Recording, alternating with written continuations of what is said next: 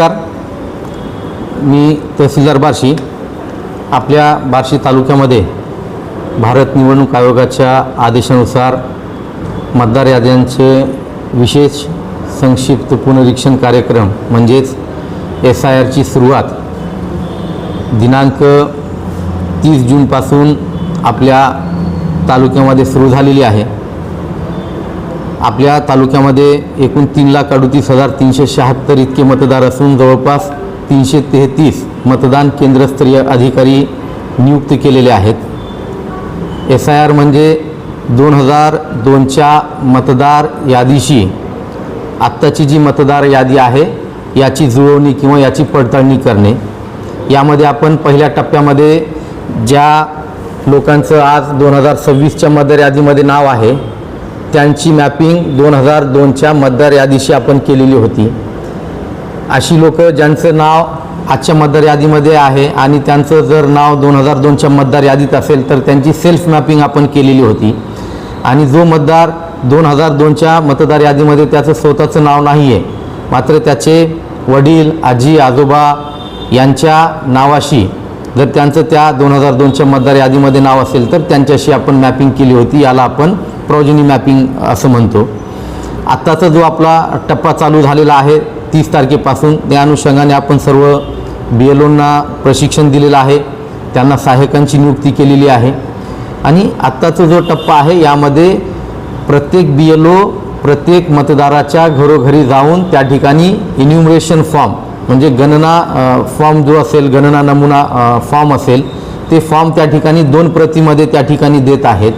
पहिल्या प्रतीमध्ये BLO त्यांना एक माहिती लिहून देतील, त्यांचं 2002च्या मतदार यादीमध्ये जर नाव असेल त्यावेळेसच्या SIRमध्ये तर तशी माहिती एका फॉर्मवरती BLO त्या मतदारांची जी उपलब्ध आहे BLO यांच्याकडे ती लिहून त्या मतदार यांच्याकडे देतील।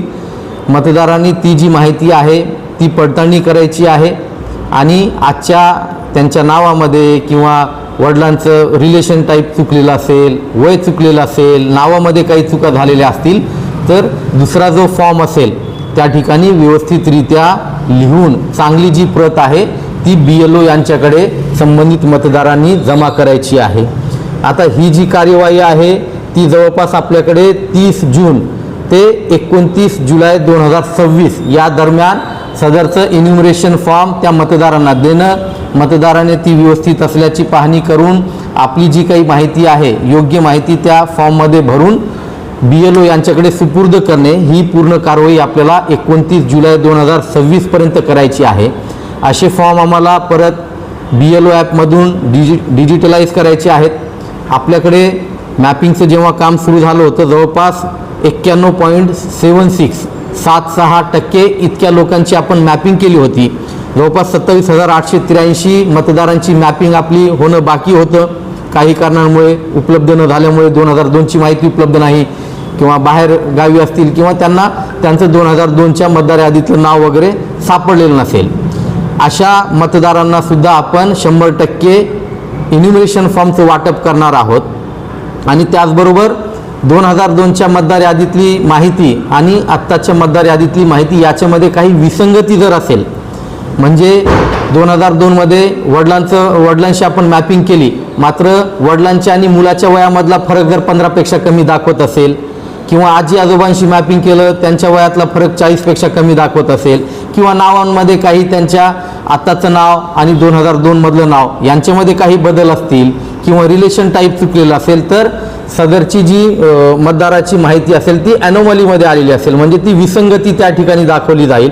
अशा विसंगती दूर करण्याचं सुद्धा जे काही प्रशिक्षण आहे, सूचना आहेत आपण BLOंना दिलेलं आहे। आता मतदारांच्या अनुषंगाने मला फक्त इतकंच आव्हान आपल्या सर्वांना करायचं आहे, जेव्हा BLO आपल्या घरी येतील, सदरचा इन्युमरेशन फॉर्म आपल्याला देतील त्यावेळेस आपलं अद्ययावत फोटो त्या ठिकाणी आपल्याला द्यायचा आहे। आज रोजीचं जे आधार कार्ड त्या ठिकाणी ऐच्छिक आपल्याला केलेलं आहे त्याची माहिती आपल्याला द्यायची आहे। आपल्या आई वडिलांची मतदार यादीतली माहिती त्या ठिकाणी द्यायचं आहे, त्यांचं EPICचा नंबर द्यायचा आहे।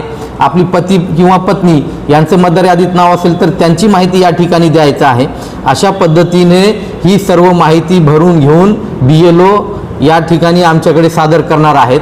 या ठिकाणी एक बाब नमूद करावीशी आहे, करणं आवश्यक आहे काय जेवढे इन्युमरेशन फॉर्म आम्ही या ठिकाणी भरून देणार आहोत आणि भरून दिल्यानंतर जेवढे फॉर्म आम्हाला प्राप्त होतील तितक्याच मतदारांचं नाव प्रारूप मतदार यादी जी होणार आहे, ड्राफ्ट रोल जो तयार होणार आहे, जे 5 ऑगस्ट 2026ला प्रसिद्ध, जी व्यक्ती सदरचा फॉर्म भरून देणार नाही त्या व्यक्तीचं नाव, संबंधितांचं नाव ड्राफ्ट रोलमध्ये येणार नाही. त्यामुळे माझी सर्वांना विनंती असणार आहे का प्रत्येकाने जबाबदारीने काळजीपूर्वक आपल्याला जे फॉर्म प्राप्त होतील ते घ्यायचं आहे आणि व्यवस्थित माहिती त्या ठिकाणी भरून आपल्याला द्यायची आहे.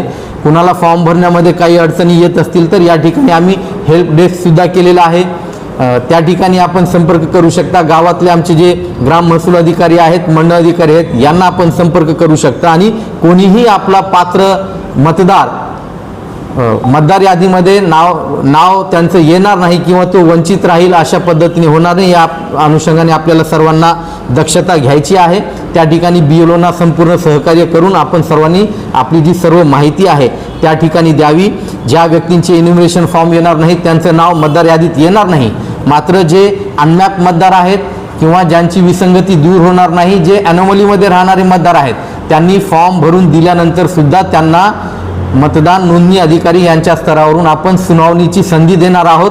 सुनावणी घेतल्यानंतर आवश्यक कागदपत्रांची पडताळणी करून त्यांच्या दावे हरकती जी असतील त्यावरती आपण निर्णय घेणार आहोत. त्यामुळे माझी सर्व बार्शी तालुक्यातील नागरिकांना विनंती असणार आहे, अतिशय महत्त्वाचं हे काम असल्यामुळे आणि खूप मोठं काम असल्यामुळे आपण सुद्धा सर्व BLO यांना आवश्यक ते सहकार्य आपण त्या ठिकाणी करावं आणि आपलं पण मतदार यादीतलं जे नाव आहे ते योग्य वेळी समाविष्ट होईल आणि सगळी योग्य ती माहिती आपण दिली जाईल याची आपण सुद्धा दक्षता घ्यावी ही नम्र विनंती. शहरातील लोकांसाठी कशा पद्धतीने राहणार आहे?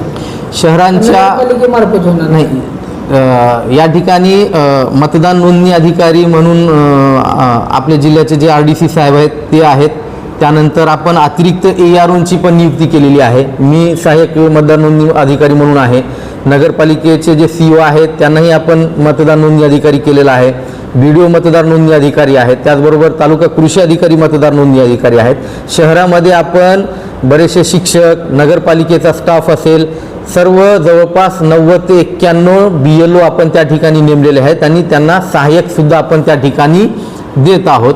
आणि त्याचबरोबर जे माहितीगार इसम आहेत शहरामधले, नगरपालिकेचे टॅक्स कलेक्टर असतील किंवा इतर जे काही त्यांच्या आशा वर्कर आहेत, अंगणवाडी सेविका आहेत, ग्रामीण भागामध्ये पोलीस पाटील आहेत, आमचे ग्राम महसूल सेवक आहेत, सेतुचालक आहेत, यांचा सपोर्टसुद्धा आपण त्या ठिकाणी उपलब्ध करून देतोय. अशा पद्धतीने शहरामध्ये पण काही ठिकाणी आम्ही काल भेटी दिल्या. ज्या ज्या ठिकाणी वस्ती जास्त आहेत, एकाच कुटुंबातले नागरिक जास्त आहेत अशा ठिकाणापासून सुरुवात करून जास्तीत जास्त लोकांपर्यंत आता सध्या इन्युमरेशन फॉर्म वाटप करण्याचं काम चालू आहे. BLO प्रत्येकाच्या घरी जाणार, समजा तिथे लॉक असेल तर त्याने मतदारांनी कुठे संपर्क? BLO 3 वेळेस त्या ठिकाणी मतदाराच्या घरी भेट देतील. एकदा भेट दिली, घर बंद आढळला, दुसऱ्यांदा भेट दिली, घर बंद आढळलं, तसा पंचनामा करतील आणि त्यांचा जो घर बंद असेल त्या घरातल्या दारामध्ये असेल, फटीतून असेल, त्यांच्या घरामध्ये तो इन्युमरेशन फॉर्म त्या मतदारांच्या घरी BLO त्या ठिकाणी सोडतील. आणि ती मतदारांची नंतर जबाबदारी असणार आहे का आपलं वेळेमध्ये 29 तारखेच्या आत संबंधित मतदारापर्यंत तो जो फॉर्म आहे तो भरून देणे आवश्यक आहे.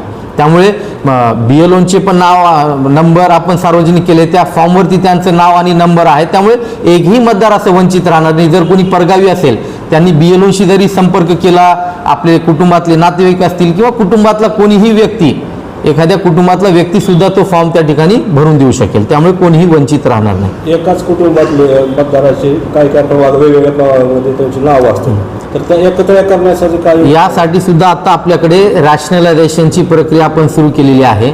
ज्या पार्ट यादीमध्ये जवळपास 1200 पेक्षा जास्त मतदार संख्या आहेत अशा ठिकाणी मग काही मयत होतील, दुबार होतील, स्थानांतरित होतील असे मतदार वगळून आपण जर त्या ठिकाणी नवीन मतदान केंद्र जर निर्मिती करायची वेळ आली तर तसं करणार आहोत.